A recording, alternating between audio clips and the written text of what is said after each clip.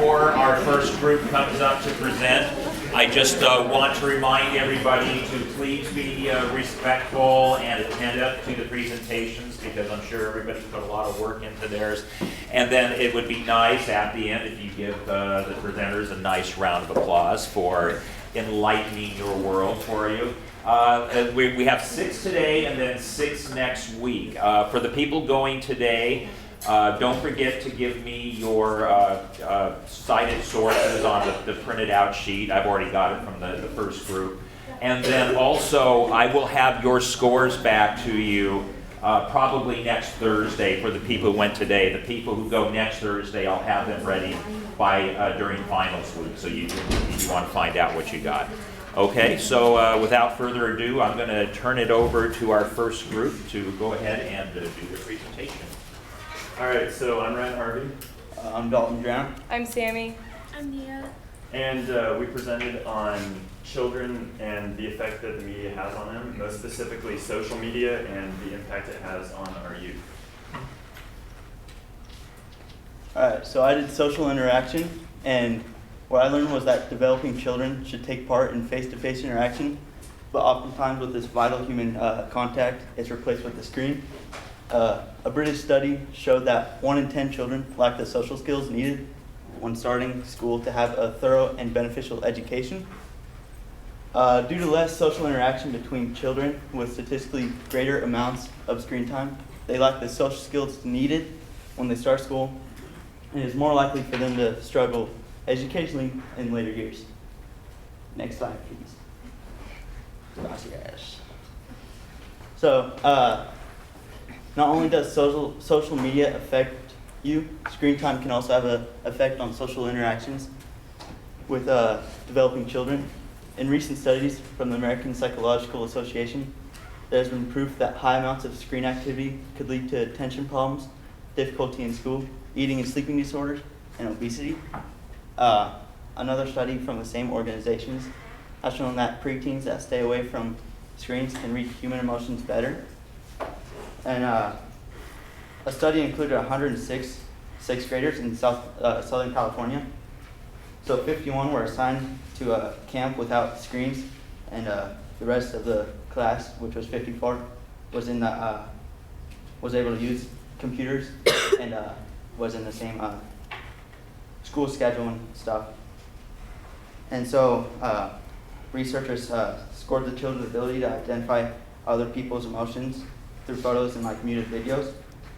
And so the study found that children who spent 5 days at the camp and was encouraged to have face-to-face interactions had a significant improvement in scores compared to the beginning of the week. According to the American Academy of Pediatrics, ages 8 to 18 spend more than 7 hours a day looking at a screen. And obviously that's a huge impact for face-to-face interactions throughout the world. So to prevent this, some advices were avoid children 2 and under from screens, encourage children to go out and play and not have TVs or screens in the bedrooms or dining room. All right, I talked about desensitization through social media. So through social media, children can be exposed to content not intended for them. There is no barrier to prevent children from coming across adult content on social media mediums such as Facebook, Twitter, Instagram, and Snapchat. Without a means to censor material, parents are enabling their children to discover potentially explicit content. An example of this can be found in Snapchat, which most people have. And if you have it, you know that if you swipe right, you can get to a page that talks about worldwide news. But there's always a news box in places like Cosmopolitan. And a lot of children have this app. And news sources such as Cosmopolitan put on Snapchat a lot of information about the best sex position or someone's nudes were leaked. And content like this is sexually inappropriate for children, but parents don't have a way to stop their kids from seeing that once they have a Snapchat. Then social media not only has the potential to expose children to violent content, it also gives them a medium through which to anonymously vent their anger towards others, and studies have shown that anger is increased with exposure to violent material. Research from the American Psychological Association has shown that children that view violence and disturbing content through either social media or other media sources may become less sensitive to the emotions of others, may become fearful, and may show signs of increased aggression towards the world around them. Violent media can reduce the reaction an individual has to viewing violence, effectively desensitizing them towards otherwise shocking material.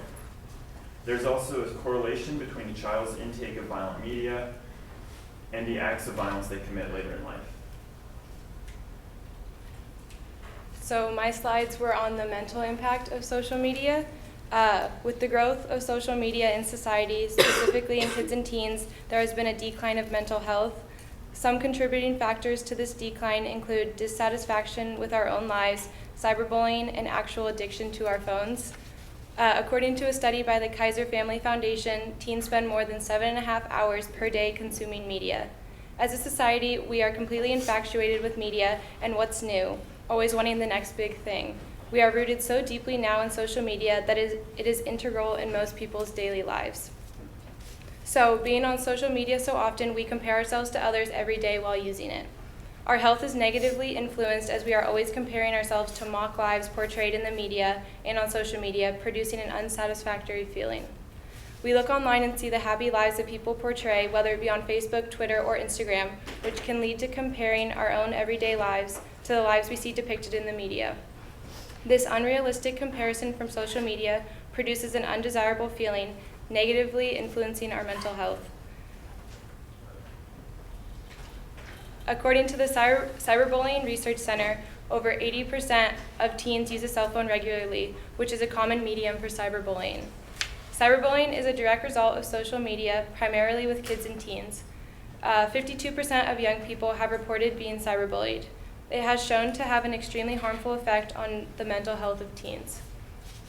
In a recent study at the Harrisburg University Science and Technology in Pennsylvania, it was shown that many students display signs of dependency comparable to drug and alcohol addiction. It has been classified as a behavioral disorder.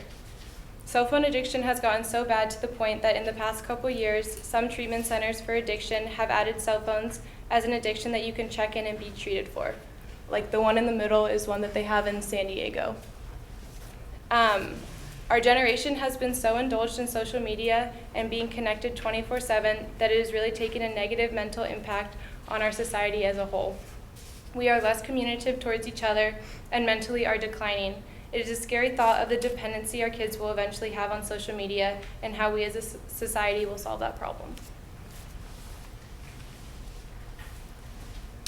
I talked about the benefits of social media, even though that there are a lot of risk and a lot of bad habits that come from using social media. There also are benefits, such as social media gives access to enhanced learning opportunities by giving students a chance to connect with each other outside of school and not bound by geographic location.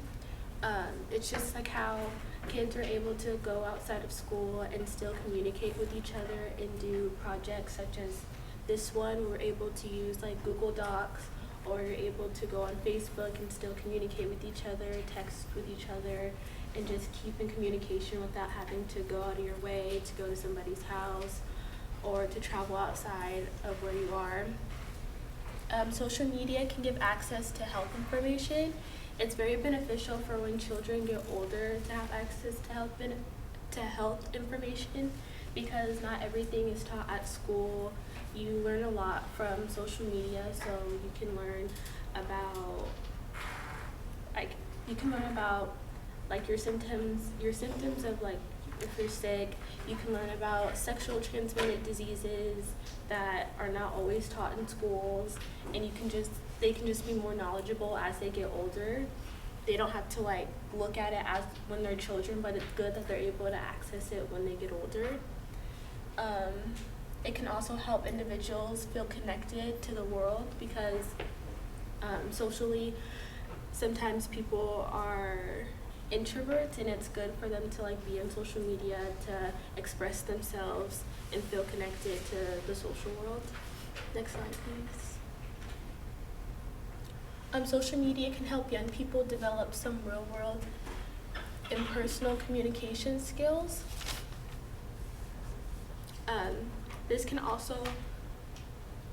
This also ties into them like finding a voice and learn how to successfully function in a community by using social media such as like Instagram, Facebook, Twitter. Social media can showcase youth-created content and allows a platform for young people to express themselves through music, writing, film, and photography. Media is also an outlet for children to express their creativity in ways that they feel is important to them by taking pictures and posting them, sharing the music that they like, or producing music that they like to create, writing such as poems and everything, so you just don't have to write in school. You're also able to share how you feel about something and share your opinion on social media that other people can see, and you can pretty much meet other people who share the same opinion as you. Social media can build and inspire creativity and allow young people to build a portfolio. The global connect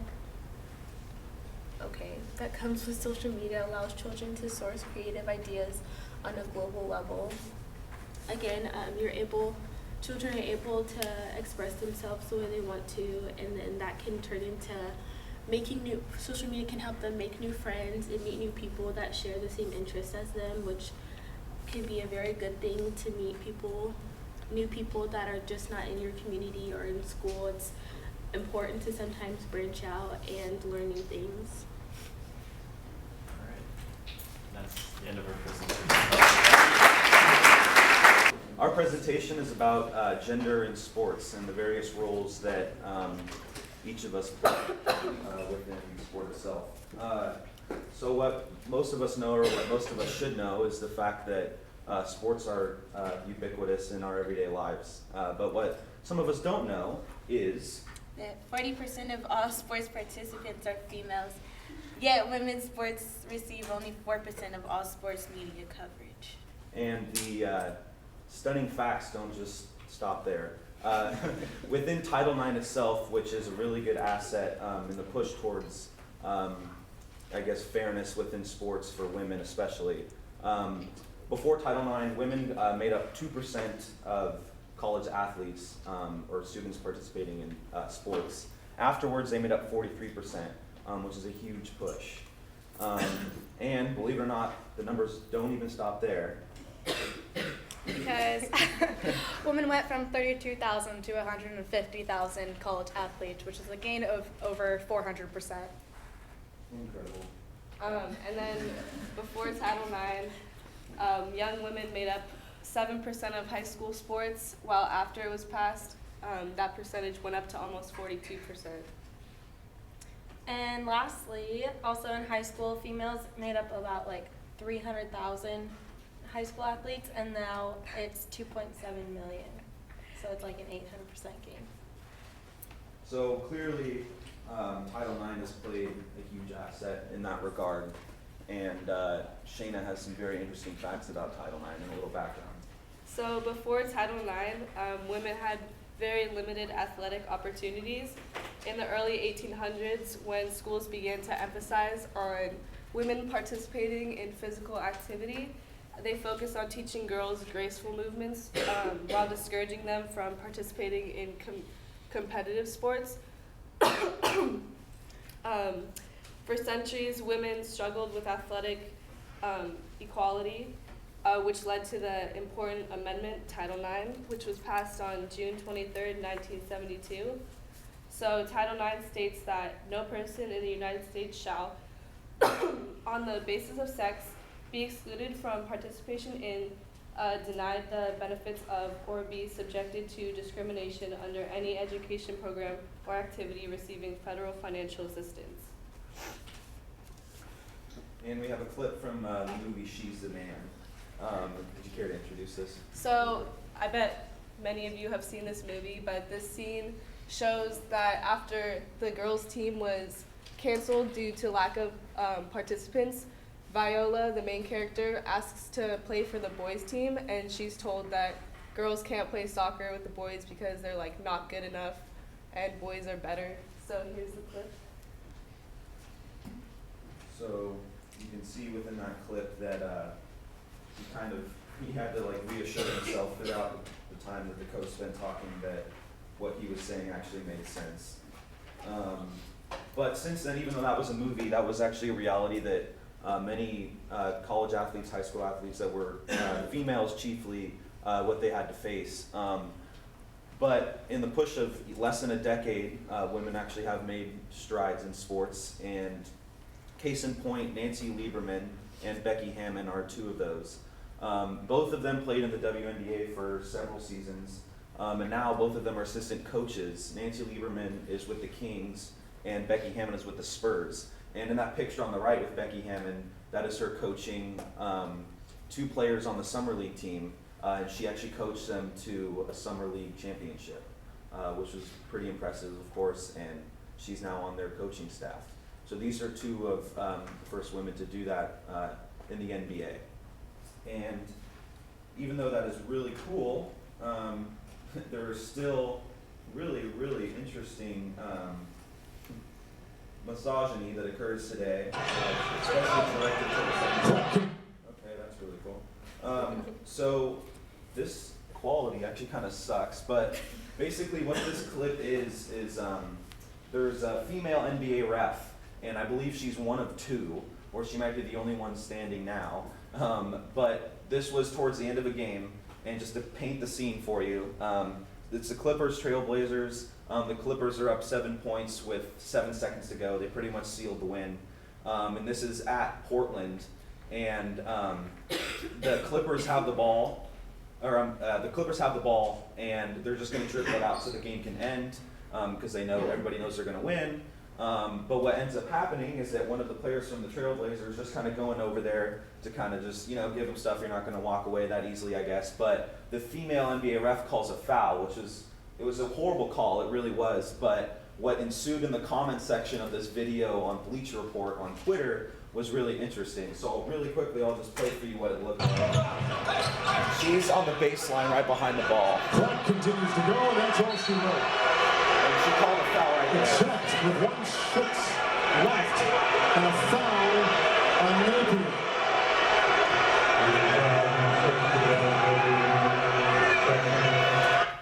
So, the unrest didn't just lie within the Trailblazers team, as if I can scroll down, please.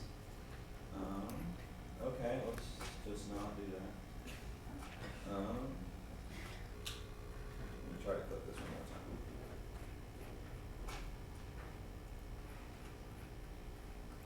I cannot scroll down.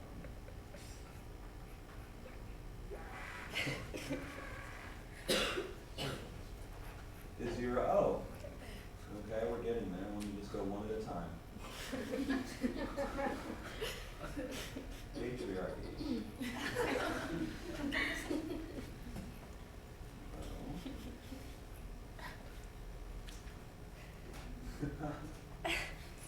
Professor Beebout, is your scroll button broken? Did you try the arrows? The arrow's working? You know what? Give him a hand. Okay. Okay, well, it probably just won't show, but which is awesome. And actually, so if you can see the top reply here, it says, "These replies are disgusting. Hope you all have daughters." Basically, what ensued from this video is comments that got several hundred likes. Favorites were basically, she should belong in the kitchen. What is she doing outside of the kitchen? All of that stuff, and those were deleted as of last night, but what we did find is the top comment, which is women are good for 3 things: cooking, friendships, and vaginas. So that was just one interesting highlight that is really truly the common perception of females, at least in the realm of sports, which was really interesting. So clearly they kind of have a long way to go at this point in terms of being socially accepted in a sports role. So One of the other issues that were brought to the attention of like sports coverage and stuff like that, and the participation of women in sports.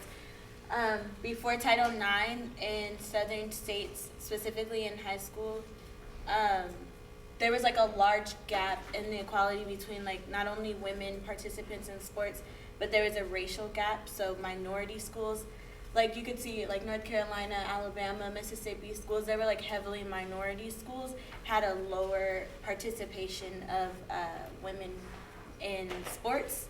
And so that was one of the problems that even till today, like Title IX doesn't really address. So even though there's like been an increase in the women's participation in sports in general, there hasn't been equal like amount of effort to try and increase the participation of like minority women in sports. Another big issue with like professional sports mainly is the wage gap, and the three like biggest sports that have that problem is Football World Cup, Football Premier League, and Football Champs League, and in the United Kingdom that's soccer for us. But the women's teams get paid a lot less, and the big one is the Football Premier League. On this chart it says that women get paid nothing, but as of 5 years ago, women actually did start to get paid. It's a lot less now. It's like 25,000 pounds instead of 0, but men are making 24 million, and that does not compare at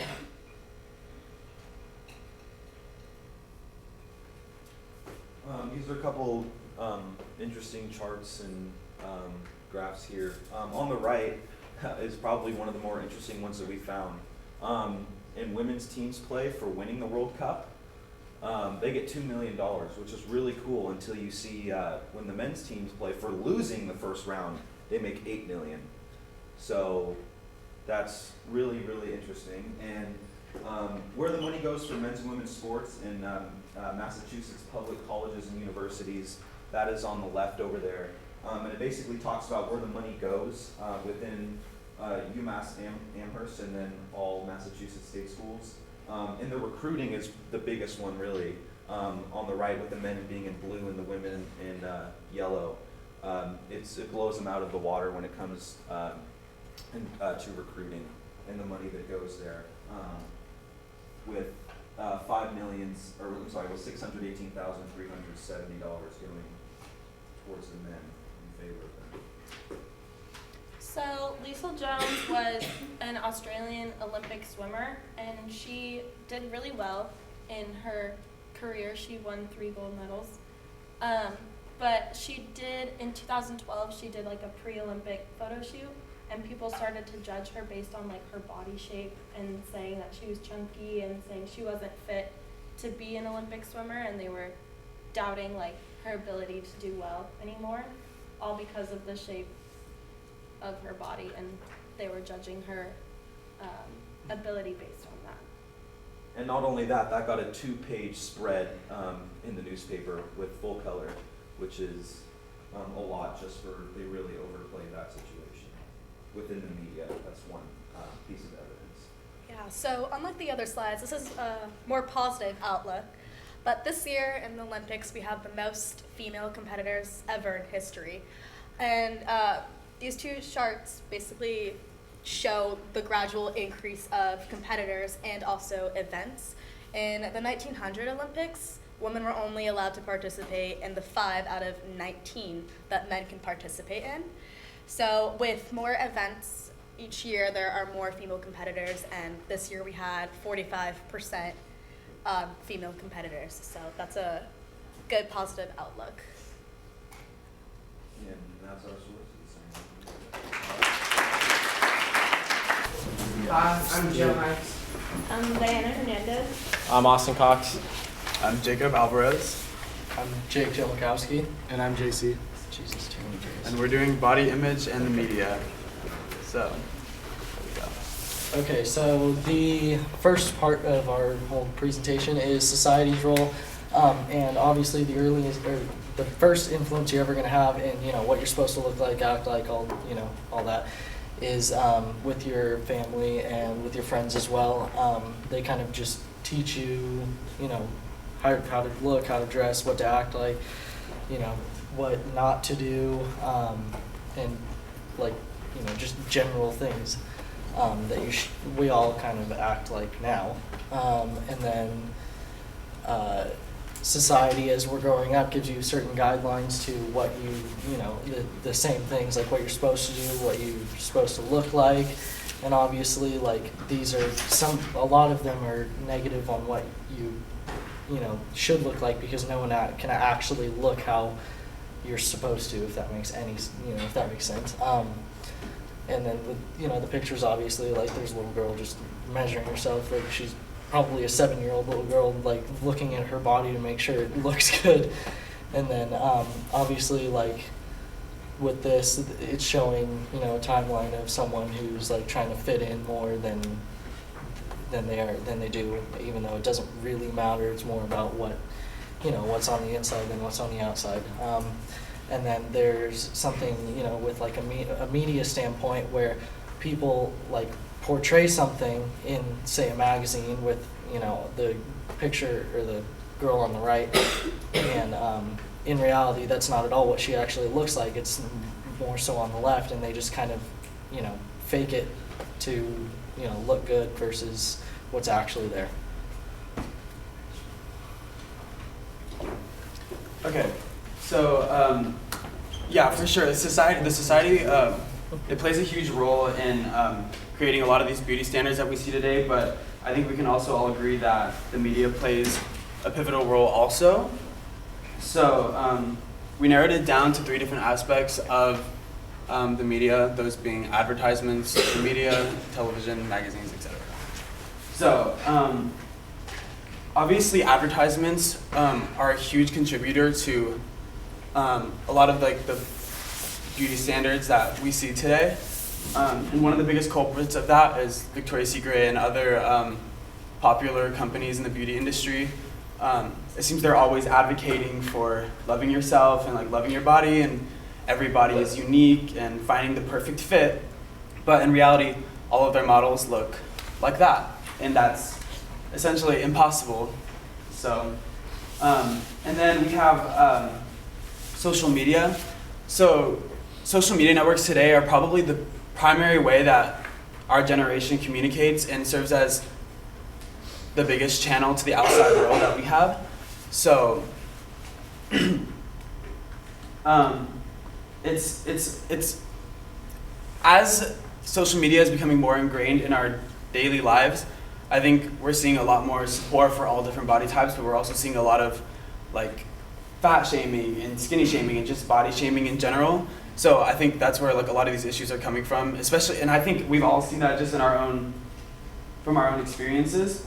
And there's always the argument that you can just turn off the screen, but I think it shouldn't be like that, and it's a lot more complicated than that. And then we have television, movies, magazines, etc., where we see like highly fabricated images and photoshopped images of these models on the covers of the magazines. And then we have families like the Kardashians that are huge beauty icons in the world.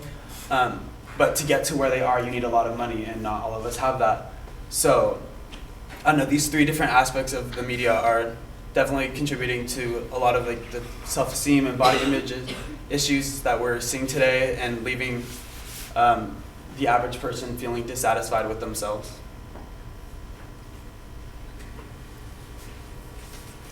The societal importance.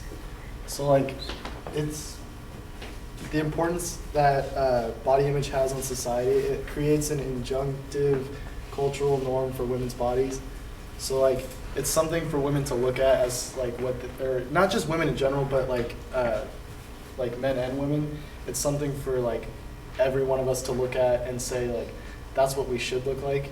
And it gives society some control. So like, having it as like, it's not obtainable. Like the image that all of us have, or in general, like it's pretty unattainable. So like, for me, I'd love to be like 6 foot, but that's not gonna happen. And that's like, taller people in media and in general tend to be like the more like looked at, or like being really big. I'm not the biggest. Or for women, like being super skinny. Like it's just something that like society has control, like, hey, you know, this is what you should be looking at, and it's something they put into our heads, and it creates a sense of motivation. So like most guys here go to the gym every day because you want to be motivated to fit the body image that we all think of as like a normal thing to look at.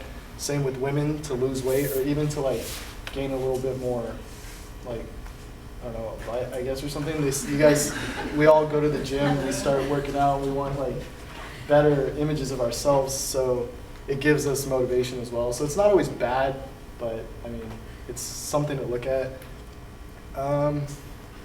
Nowadays, like he said, that we're starting to look at things as like a skinny shaming and fat shaming and stuff, but really it's all around. Like even people that are like normal and stuff, they're like, oh, well, you could be skinnier and fatter at the same time. It's just, it's not good at all. Like it's not making it any better. So.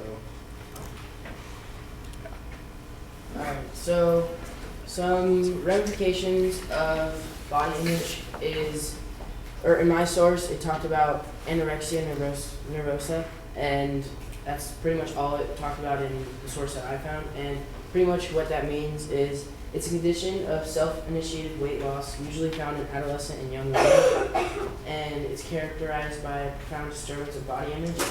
So pretty much everyone here knows what anorexia is. It's what, like this picture shows, this girl's really unhappy with herself, and then she is finally happy with what she thinks she's supposed to look like, which really, that's really not healthy and shouldn't happen. And in my source, I found this quote. My source was called, or it was a study done by the psychiatric research like team or whatever, and they did a study with 70 women, and they showed them 3 silhouettes. It was one like anorexic kind of body, like really skinny, like you could see the bones. One kind of like average, just like normal person, like one above average body. And they all didn't like, or they all responded negatively to the above average body type, which we kind of all assumed because no one really like feels like that is supposed to be like what's supposed to happen. And then so yeah, they all responded negatively to the big, what they thought was like the big body type. They also, which I didn't really understand, was they responded kind of negatively to the smallest one. Like they liked the middle one, but the smallest one they felt was just like not a thing, like not like wasn't healthy, and they didn't really like it. And yeah, and then so this was my quote: strong negative evaluation of overweight appears to be a key issue in rather than positive evaluation of ultra-thin role models. So it was just talking about models and like how they like, go back to this body image. And then so more ramifications that this source talks about that I would like to bring up is more eating disorders like bulimia, and definitely that's a big one with this, like the ramification. And then depression, negative self-esteem, unhealthy dieting, and the one that I like never really thought of, but it was brought to my attention, was substance abuse, because that's really serious. Because I never really thought of that going wrong with like body image, but like if you're really unhappy with your body, I guess you could go to like substance abuse, and I never really thought of that, so that was like a big shock for me. Some potential solutions to reduce the negative effects of media exposure on body image are that were stated in the article, Testing the Effectiveness of Subvertising and Disclaimer Labels by David Federick, stated that culture jamming, so it's the idea that advertising is a form of propaganda that serves special interests, and that the propaganda can be countered by sabotaging or parodying that advertisement. So it's like using an advertisement to attack the advertisement itself. So an example here is this ad. It says, everybody has a unique body. And as we see, like all these women have the same body type. So you don't see diversity in the media. And as a result, women aren't satisfied with their bodies. And another idea that was mentioned was warning labels and disclaimer labels. So this is the idea that media should like add like it should say that that this photo has been photoshopped or something like that. So I think the idea of putting that in there will bring awareness to the public, and women will recognize that it's not like it's been messed with. It's not natural. And another idea was the promotion of all body types. So we want to see more diversity in the media. So ads should have all body shapes and colors, and everyone should be represented there. And another idea was educating the general public, which is like, you know, like teaching children early on that they should learn to accept their bodies and recognize that not everybody is perfect, and learn to love themselves. So how body image has changed throughout the years. We begin in the 1800s, where the ideal body form for a woman appeared big boned and curvy, where women were able to manipulate their body shape using corsets in alternative to modern day Photoshop.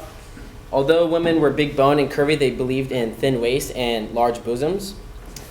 And in this era, women idolized female independence and feminine ideals. Also, men were looked up to if they had nice, voluptuous, plump bodies, because it showed that they had a lot of money to eat. As we move into the 1920s, otherwise known as the Roaring 20s, gender roles were changing, causing the uprise of the flapper. Women were making fashion statements, smoking tobacco, revealing skin, and getting bob haircuts. By this time, women were able to vote, drive, and hold jobs, which resulted in this outbreak of rebellion. Now into the 1950s, the perfect body standard was set by Marilyn Monroe. Although she was not thin, she was considered beautiful with her full body. Ironically, media depicted skinny women as being hopeless in finding marriage at this time. In the same ways, media shames fat figures today. In the 1990s, the grunge trend took over, which provided an unhealthy state for women. Calvin Klein model Moss believed, "Nothing tastes as good as skinny feels." This was an actual quote that was put into ads and articles. This pressured many women to cut down on what they ate, resulting in anorexia and bulimia. And skipping ahead to present day, the body image has changed significantly, yet still holding similar standards. Due to media at our fingertips, people are pressured to fit the perfect body image. And for example, celebrity for no reason, Kylie Jenner, has shown the world her unreal, unattainable body figure through the media, creating a facade that women need that body type to feel pretty. Yeah. And that's all. Thank you. Okay, my name is Chase. My name is Yamara. I'm Garrett. I'm Ava. I'm Kevin. And we focused our study mainly on the negative ramifications of violence in video games. What I really focused on was the importance to society. A few of the things is that it's been seen to promote teenage violence. The CDC did a survey indicating that 1/3, 33%, of high school students, both male and female, were in at least one physical fight within a 12-month period. I mean, this physical fight could be anything from whether it's just a shove in the hallway or like an all-out brawl in a courtyard, but any of those. The next thing is electronic aggression. This is everything from social media to things such as cyberbullying online. Another point is the cost of teen violence. What a lot of people don't know is that it costs quite a bit. According to teenhealth.org, the total direct and indirect cost of teen violence globally is more than 156 million per year. And this might seem like a lot to a lot of people, but it's anything from like stealing something from a convenience store to teenage kids that are been abducted or that joined ISIS or Al-Qaeda. Exposes youths to strangers. This is stuff such as chat rooms and virtual realities, which most people know is in most of the video games. And it's thought to desensitize players to real-life violence. And an example of this is that the US military uses violent video games to train soldiers to kill. And so a lot of people might find this disturbing that like a 10-year-old boy could be playing the same game that a man that's about to go into combat is playing. Okay. This is a study done by a woman named Lawrence Kuttner, who has a PhD in clinical psychology. She's also the co-founder of the Harvard Medical School Center for Mental Health and Media. And she studied the difference in behaviors in boys who play M-rated video games. And I'll just read through some of the behaviors that they studied. Been in a physical fight, hit or beat someone up, took part in bullying another student. Delinquent behaviors such as damaged property just for fun, got into trouble with the police, stole something from a store, got poor grades on a report card, skipped classes or school without an excuse, got into trouble with the teacher or principal, got suspended from school, or victimization, they've been threatened or injured with a weapon or been bullied at school.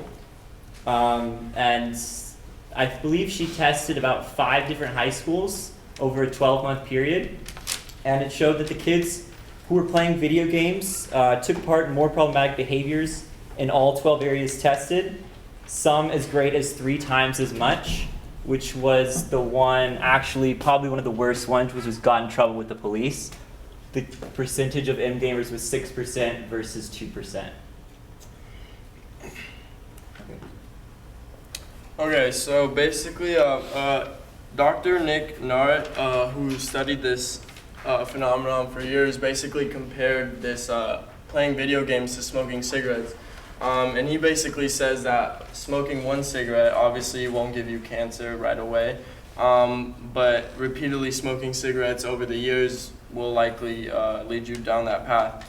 And he compares it to video games because this is the, so basically if you play video games over a long period of time, you're likely to develop these aggressive habits that Chase was talking about.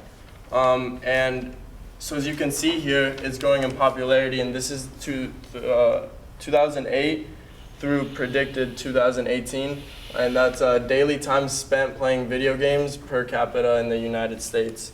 So yeah, so it's growing in popularity, and you can see in the next slide. Obviously, the people who are playing these games are now the younger kids. So you have here under 18-year-old and 18 to 35-year-olds make up the majority of people who play video games. Just backs up my point that if it's these kids who are playing now, they'll be the people in charge and running society later. It could be potentially dangerous if they develop these habits, these aggressive habits. So my slide was media's role in creating this issue. Many people are exposed to many different forms of violence every single day through different types of mediums. So it's really hard to avoid any depiction of violence in today's society. And this is only confirmed by a statistic by Caroline Knorr, who's the parenting editor of a website called Common Sense Media, which is a vetting kid media, which is an online source for vetting kid media. And her statistic is 90% of movies, 68% of video games, and 60% of TV shows show some depictions of violence. So most of the time we watch TV commercials for many different TV shows, movies, or ads for video games. And these advertisements are generally what make us want to watch, play, or buy any kind of product. So the same goes for violent video games when we see it on TV or during a movie. So we see a cool commercial for a video game, and then that would make us want to play it. But the wow factor in the actual commercial or advertisement is some type of violence, which is seen by many different kids, teens, and adults alike. So IGN Entertainment considered the following TV commercial, to be one of the most violent commercials for any type of video game. That doesn't really contribute to the growing problem with violence for the youth, because obviously it's directed more towards kids, teenagers, and adults, and that is just harming our youth's minds. Okay, so I looked into like society's play in creating the issue. So the way I kind of looked at it is like, as a teenager, it's almost like a stereotype to play video games. So there follows many stereotypes with teenage boys in video games and girls, with games such as Call of Duty and Modern Warfare promoting violent behavior. And I got the statistic from WashingtonTimes.com that said that a 2011 study found 71% of video games contained at least some mild violence, while 25% included intense violence, blood, and gore, which could lead to violence in your actual daily lives. And studies have shown that video games have increased aggressiveness in gamers. And since video games are very popular among teenagers, they could lead them to follow the behaviors shown in the game. The violence seen can affect the personality, attitudes, and values of the gamer. And then characters in video games could also affect the gamer by consciously thinking of the character as himself, leaving the gamer to possibly follow in the footsteps of the character, just like following their behaviors. And then the gamer may also not take into consideration real-life consequences of the game, such as the infinite lives they are given. So obviously there's not infinite lives in real life, but there's some like factors in the video game that aren't exactly true in real life. So yeah. So on potential ways of addressing the issue, since almost 97% of U.S. kids aged 12 to 17 play video games, it's kind of impossible to take that away from the 97%. So we discussed the government rating system might not be enough to restrict children from playing video games, but it is a start. A parent intervention is needed to, for example, talk about their values, how to resolve conflicts and disputes in a non-violent way.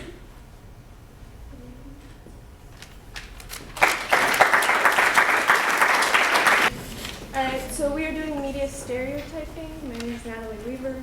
I'm Emily. I'm Sarah. I'm Nicole. I'm Anusha. I'm Ethan.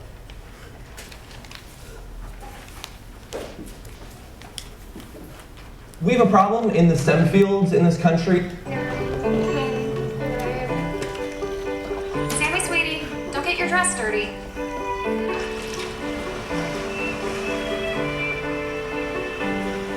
Sam, honey, you don't want to mess with that. Let's put it down.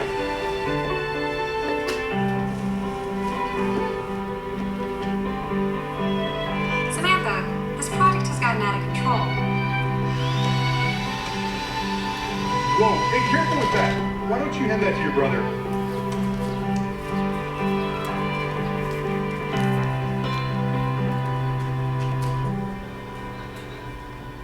Our words can have a huge impact.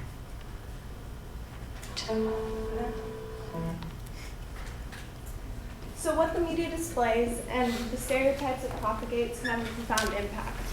Stereotypes can generate differences amongst people, validate those in power, further inequality, and create assumptions about age, gender, ability, race, size, and sexuality. The media is the mainstream of our pop culture. It is also our most common and vivid learning environment. In the world of television, its content is created primarily to attract viewers for commercials. The media presents a translucent and compelling world of times, places, social types, powers, and fates. Roles are created in direct relation to their usefulness to the media. Dominant social groups tend to be overrepresented and overendowed, even in relation to their percentage in the population. Minorities are defined by having less than their proportionate share of values and resources, meaning less opportunities, less usefulness, and fewer but more stereotyped roles. Underrepresentation signifies restricted scope of action, stereotyped roles, diminished life changes, and undervaluation. If the media characterizes groups in certain ways, their viewers are likely to do the same. When men outnumber women 3-to-1, when minorities are primarily casted in situational comedies, and when homosexuality is either portrayed as a joke or in a negative light, there is a real and pressing issue. Okay, so I did what role did the media play in creating this issue? And in order to understand what role the media played, it's important to understand what the media is first. So The media is various communication channels through which news, entertainment, education, data, or messages are disseminated. So pretty much all types of mediums: radio, television, internet, billboards. And for sake of time, I narrowed it down to 3 types of stereotypes, which are racial, gender profiling, and grouping. So for the first one, I did the Popeyes ad, which pretty much substantiates the idea that black people are chicken experts, or like, for a more direct approach, that the black mommy figure is the one who makes the best chicken around. Next one is gender profiling. So examples are: men are stronger than women, men are typically messy, women do the dishes and clean. And here's a little video to show that.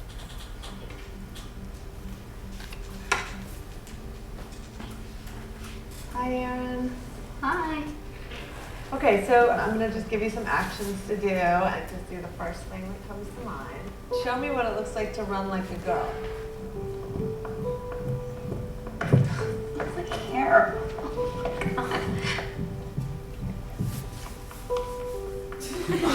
Show me what it looks like to fight like a girl. Now throw like a girl. Aww. My name is Dakota, and I'm 10 years old. Show me what it looks like to run like a girl.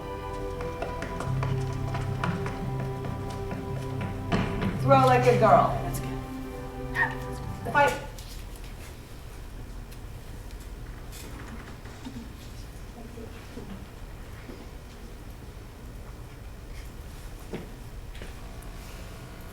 So this pretty much just substantiates the idea that our view of reality is tainted by our perceptions through media, and it tells us how girls should run or how they should throw, and it really just imprints on us a certain image about them. For the last one, grouping, which is kind of the same principle as gender profiling, only groups. So like, teenagers are typically rebels, or blondes are unintelligent, or goths must be depressed. And I chose White Chicks because it's a movie that depicts blondes as, you know, they're rich and they're dumbfounded, and it's just kind of a comedic take on that issue. So I'm doing social ramifications and problems.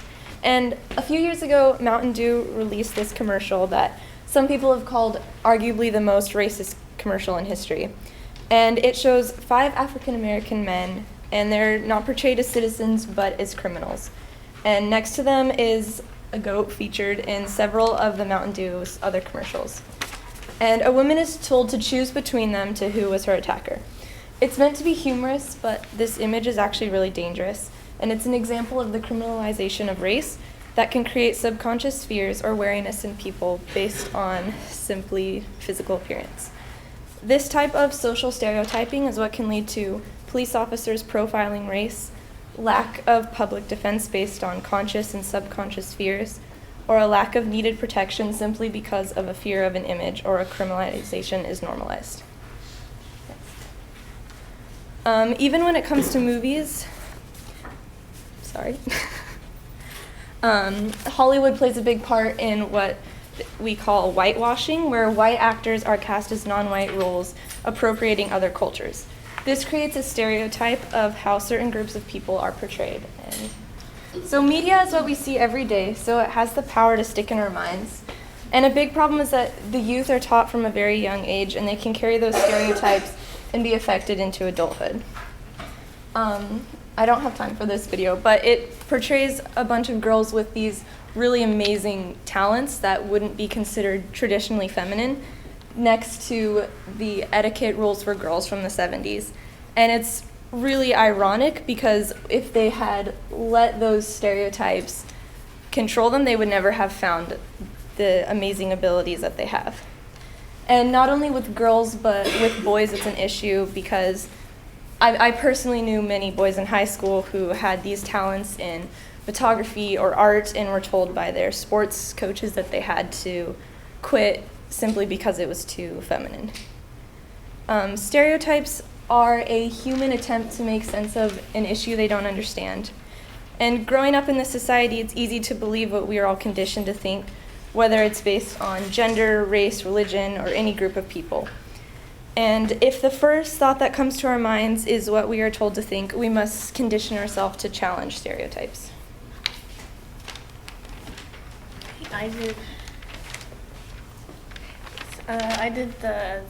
me and her did this similar question, so it's same thing with the social ramifications and problems of stereotyping in media. And I did like the objectification of women and the fact that men can't like express their emotions, and so people who are objectified,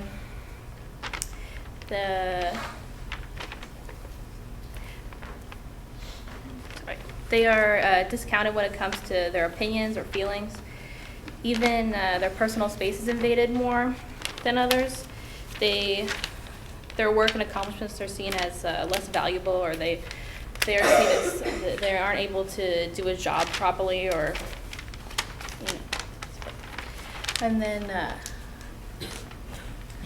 with boys, manly traits that boys are encouraged to have are being strong and effective, being able to think independently and take initiative, or be like strong and silent type, Well, those are good traits to have, but they're also discouraged from showing emotions like fear, hurt, confusion, despair. They're seen as unmanly. Even talking about them is unmanly. Okay, so what role did society play in creating this issue? Ideology is a set of shared beliefs within a group. Society shapes these ideological messages, which are seen regularly in the media, and stereotypes emerge from this. For example, during the 1950s, the idea of a nuclear family, the idea of a nuclear family emerged after World War II. During the war, with men off at the battlefield, women took over the men's jobs back home. And when the war ended, people, or the men, wanted things to go back to how they were. People wanted to see comfort and safety at the home front after this war. So the image of the nuclear family consisted of a breadwinning, middle-class father who was also the head of the house and a good figure to his wife and kids, the elegant mother who was always happy about cooking, cleaning, and taking care of the kids, and the children who were well kept and didn't get into too much trouble. Americans wanted reassurance, and these perfect television families gave them that. But it also led to many stereotypes that people held themselves and others to. One example is from a 50s family sitcom called Father Knows Best, and one scene shows how the wife, Margaret, is hesitant to go out dancing because she knows that her duties are at home and her husband would not approve. You can just go to the next slide.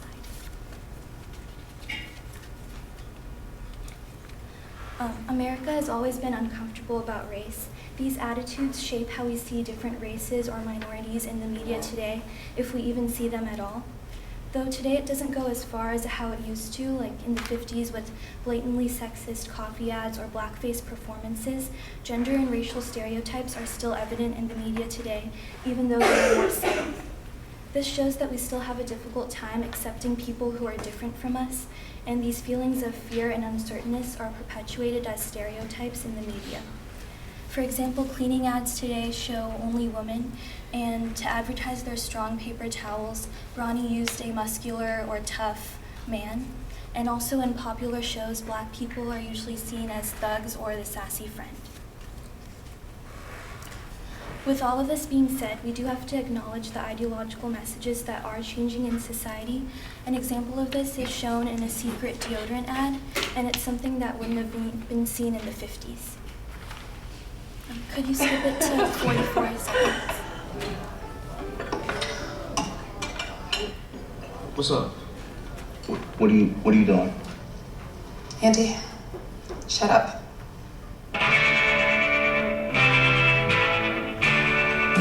Secret, stress tested for women.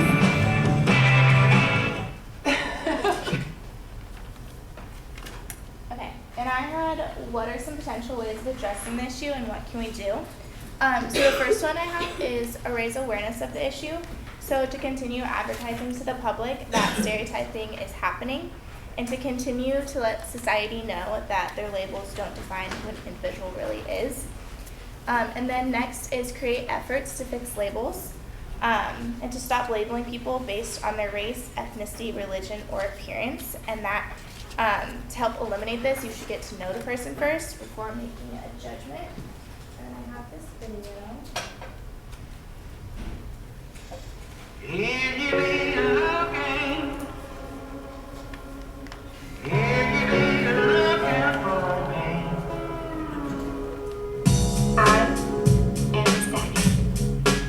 I believe in God.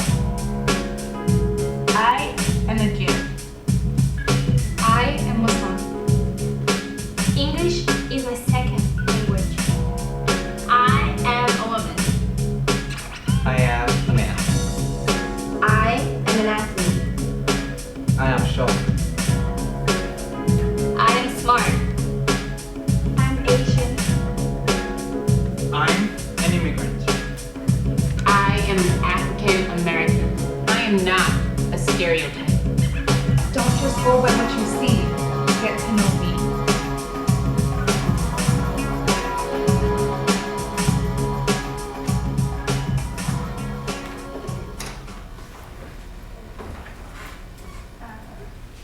And then the next one is to restore the representations of certain groups.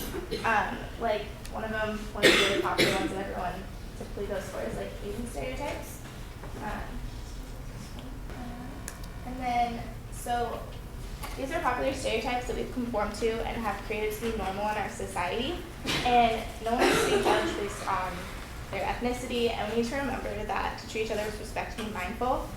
And then altering one's views. There's no like certain way for us to enforce a person's opinion about a certain group or type of people. They'll have to realize it on their own and make their own decision and on how to treat those people based on their religion, culture, or ethnicity.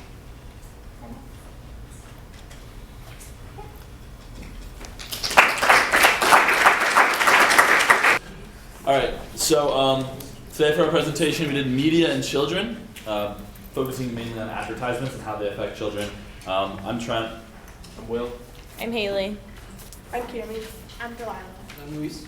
And let's get started. So for our first question is, why is your chosen media topic important to society? And I put that our chosen media topic is important to society because our future generation's way of thinking is shaped by media and maybe won't affect our society at once but will over time. And from an article I got, it said, most of the time the impact is not so immediate or obvious on the children. It occurs slowly as children see and hear certain messages over and over, such as the following. Fighting and other violence used as a way to handle conflict. Cigarettes and alcohol shown as cool and attractive, not unhealthy and deadly as they are. Sexual action with no negative results, such as disease or unintended pregnancy.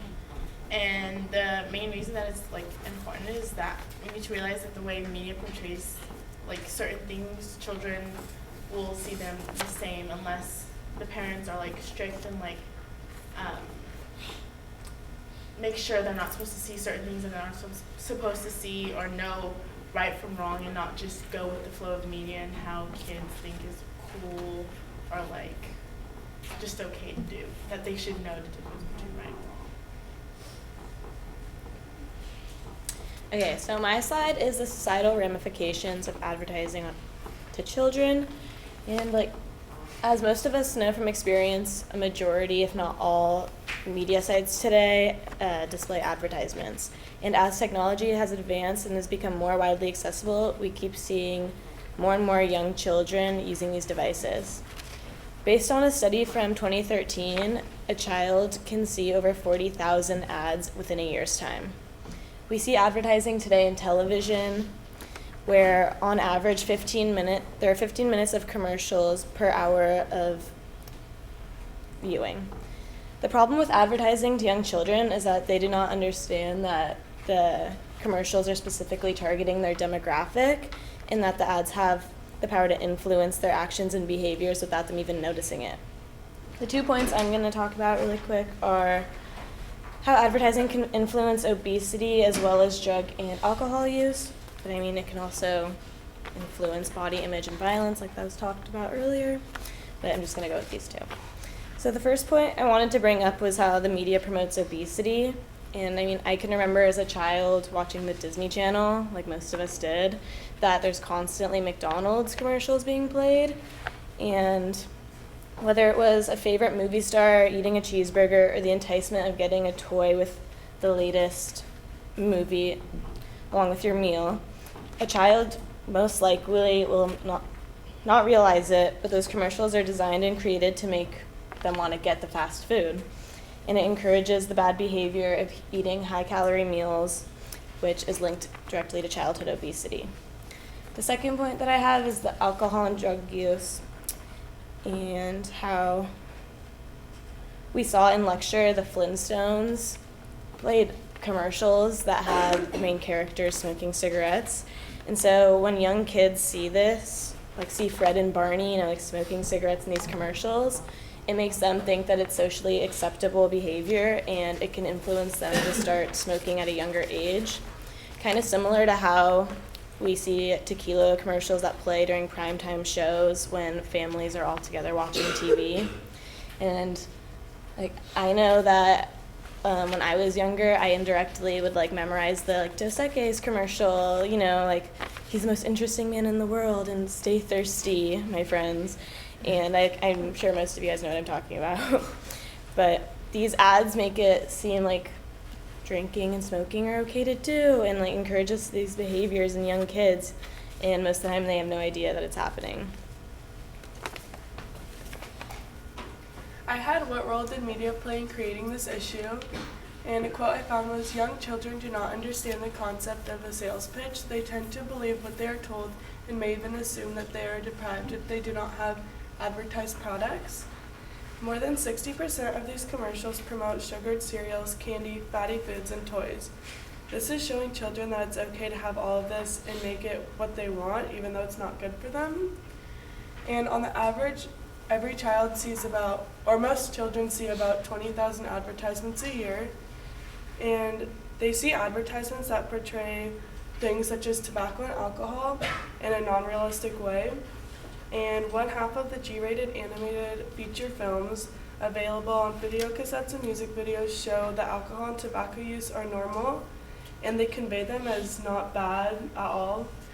And a picture I put on the very right is showing, like, it shows that Corona was like a good thing, and it just looks fun and like a beach, so kids don't really put together that it's not a bad thing. And then in the second picture I have that kids are they're seeing advertisements so much earlier than they should be, and I think that they shouldn't be introduced to any of that until a later age. And then the last one shows a Barbie with a girl, and Barbies are an unrealistic image that children see in advertisements, and they have the toys that they want to look like that, but it's not realistic. All right, so I'm going to talk about how society contributes to this issue of advertising and influencing children through media. The first thing that I said is one of the biggest ways that society perpetuates this issue is through advertising, we've been talking about. And there's a couple of things that we can take from this. We can take that there's these big advertisement firms, these big companies that, of course, they want to make their money. They want to make their big dollars. And then the other thing is that they target children. And every advertisement has its audience. And we're seeing that a lot of children are being targeted. A lot of the times, inadvertently, through these children's shows and commercials, like we were talking about with Disney Channel, McDonald's, and toys, and giving people an incentive to go McDonald's and buy the new Happy Meal and get their new toy with it, so that these big companies can make their money. Like we talked about in the last slide, according to the Pulsus Child Health Group, the average child sees more than 20,000 commercials a year, and so a child, being as vulnerable as they are, seeing all these advertisements. Probably, there's a reason why there's so many that are directed towards children, and there's a reason that ties into those big corporations. They like to advertise to children because trends typically show a direct correlation between television watched and the influence on the viewing child. In society, due to our advancements in technology, media has become more accessible than ever, and that's what we've been talking about in class and lectures for the past while. A lot of the times we talk about the good aspects of how accessible media is, the fact that everybody can be their own reporter now that we talked about, that everybody can check news whenever, they have access to everything. And while it's hard to argue that that's a bad thing, there were times when, with children, as we've been talking about today, where children have access to things that maybe they shouldn't, maybe it's not too good for them, maybe there's something tied into these social media, it's not tied into social media that children shouldn't be allowed to see. And according to James P. Steyer of CNN, more than 50% of 5-year-old children regularly interact with a computer or a tablet device. So by the time that someone's 5 years old, half the children interact with these things once a day, which is a really, really big influence. I know when I was a 5-year-old kid, we don't even have to have like with all of us, But now it's like, we can see that as the years go on, that technology is becoming more accessible for these children. And, that has its ups and downs. A lot of times, it's really good that they have this, interaction. We can interact with people across the country. Accessibility is a good thing. But at the same time, it can have its negative side effects, like we see with advertisements and influencing children in negative ways. Okay, so some potential ways to addressing the issue. There's no simple way to prevent this, as like Trent was saying. Technology is crazy right now. You can't really avoid any kind of ads. The way to prevent this would be to limit the children's television time. It's recommended 2 hours per day, but right now it's clearly not that. A study by Robin Dunbar was he was a psychologist, and he specialized in primates. He found that you have at least 5 people that you can say you love, right? Then you have up to 15 people, which is a closer group that you can empathize with. Your group then goes to 25 to 50, which are close friends. Then after that, so it'd be 150 to 200 people would be acquaintances.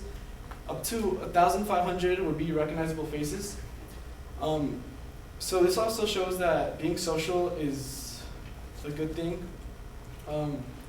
But for example, the advertisements keeps children hooked to TV or even in media, and this prevents them from developing those skills. According to the task force on advertising in children,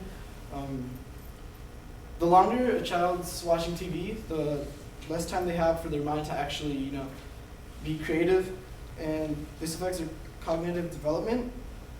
So yeah, advertisements, instead of just watching a TV show, children stay hooked to the TV watching advertisements that they find amusing, so they're like pretty much sitting on the couch watching TV for an extended amount of time. So yeah, definitely limiting media usage it's the parents' responsibility, because in today's day and age it's really difficult to avoid technology.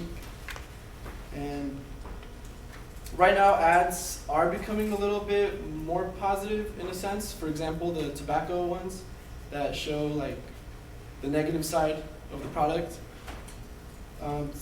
It's definitely all about limiting, and the media puts out what we want to see. So if we like limit our way to the product or just avoiding it, it'll limit the way it's advertised.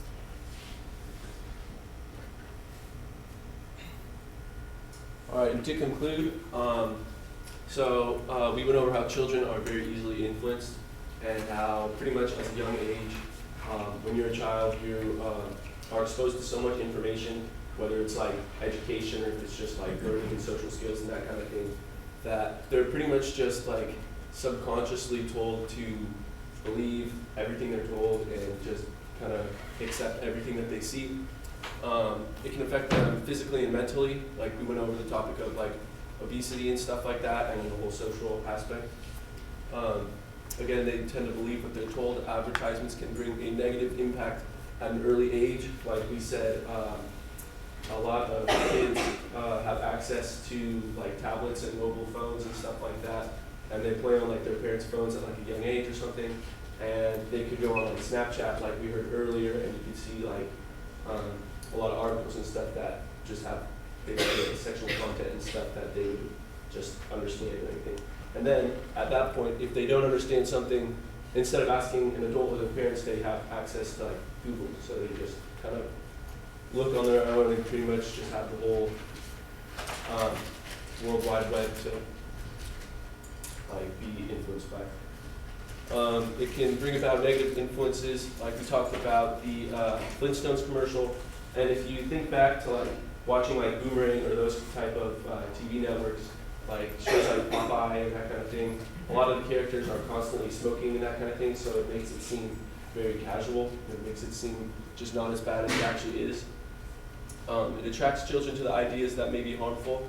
For example, like a lot of kids will watch TV and like news with their parents, kind of like in the evening time, like after school, and they'll see alcohol commercials and stuff like that, like Bud Light or something like that, where they pretty much portray alcohol as like a fun time, like it lets you get the girl and you have just a better time or more fun. So that kind of could be dangerous in that aspect. It's harder for parents to supervise because of mobile devices, and yeah, it's not always negative. For example, we have like children's shows, so parents will regulate what their kids are watching. They could be exposed to like, I don't know, like more educational types of shows in media, and then subsequently the advertisements on those shows will be less negative and more appropriate for their age. And finally, excessive exposure is pretty much the main problem. Like we said, children are pretty much just exposed to so much information, and they're just kind of force-fed so much information and different ideas. Thank you, guys.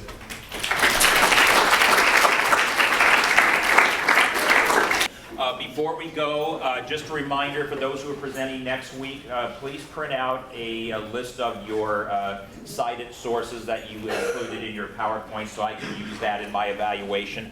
Most of you who presented today did give me that. If you didn't have it with you today, please send it to my email, beebout@sonoma.edu. Okay, good job, everybody. Looking forward to next week. See you then.